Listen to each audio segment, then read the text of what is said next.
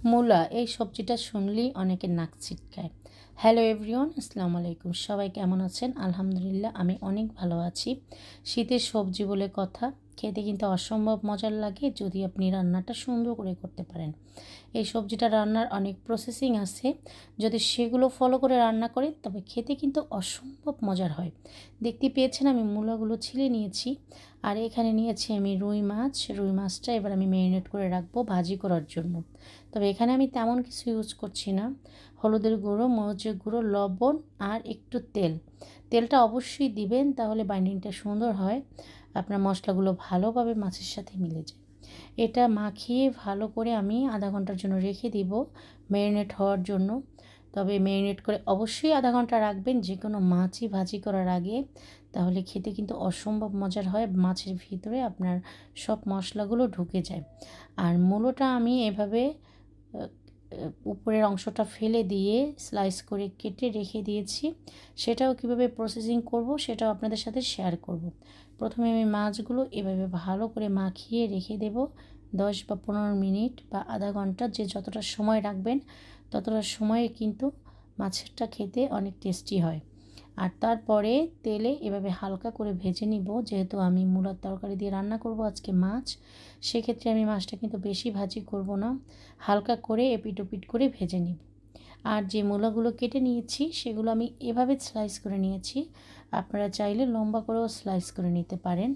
দিয়ে দেব লবণ আর হলুদ অল্প করে, আর একটা ভাপ দিয়ে নেব, মানে বলক দিয়ে নেব হালকা করে, পুরোটা সিদ্ধ করব না। এই যে দেখুন, এভাবে একটা বলক আসা মাত্র আমি পানিটা ছেঁকে নিব। এভাবে অবশ্যই মূলাটা ছেঁকে নেবেন, তাহলে যে এটা আষ্টে গন্ধ থাকে মূলার সেটা থাকবে না, আর খেতে অসম্ভব মজার হয়। এবার চলে যাচ্ছি রান্নায়। দিয়ে দেব আমি সয়াবিন তেল, পেঁয়াজ বাটা, রসুন বাটা। এখানে আদা বাটা ইউজ করছি না, হলুদ, লবণ আর মরিচ সামান্য, এই মশলা দিয়ে আজকে রান্নাটা আমি করব। এখানে কোনো গরম মশলাও ইউজ করব না, আর জিরার গুঁড়া, ধনিয়ার গুঁড়াও ইউজ করব না। এবার যে বলক দিয়ে রাখা মূলাটা সেটা দিয়ে দেব, দিয়ে ভালো করে কষিয়ে নেব। এটা যতটা কষাবেন ততটা কিন্তু খেতে মজা হবে। আর এভাবেই মূলাটা রান্না করবেন, তাহলে দেখবেন মূলা আপনার বারবার খেতে ইচ্ছে করে। আর এটা নাম শুনলেই কেউ নাক ছিটকাবেন না। অবশ্যই ট্রাই করবেন, রান্না করে দেখবেন আমার মতো, খেতে কিন্তু সত্যি অসম্ভব মজার হয়। এবার ভালো করে কষিয়ে নিয়ে দিয়ে দেব পরিমাণ মতো পানি। আর এই সবজিটা রান্না করার সময় ভারী কোনো মশলা ইউজ করবেন না, যেমন গন্ধযুক্ত দারচিনি, এলাচি, জিরা, ধনিয়া, তারপরে আদা, এই টাইপের কোনো মশলা ইউজ করবেন না। একদম হালকাভাবে রান্না করবেন, খেতে কিন্তু অসম্ভব মজার হয়। এবার আমি দিয়ে দিয়েছি পরিমাণ মতো পানি।